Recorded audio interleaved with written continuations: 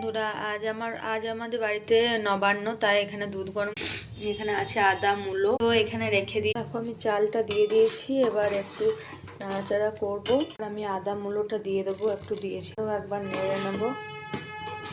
আমি এগুলো যতগুলো আছে এগুলো সব আমি এবার এটার মধ্যে দিয়ে দেবো।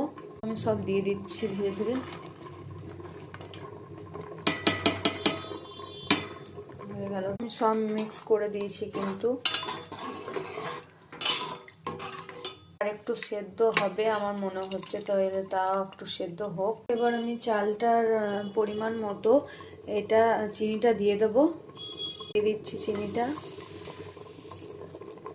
পায়েস রেডি। এবার আমি এটাকে নামিয়ে নিই। দেখো হয়ে গেছে মোটামুটি। এটা কিন্তু পরে বসে যায়, তাই আমার বর বলেছে একটু ঝোল ঝোল নামাতে। নিয়ে আমি বাই বাই। আর কে কে খেতে ভালোবাসো আমাকে কিন্তু কমেন্ট করে জানাবে।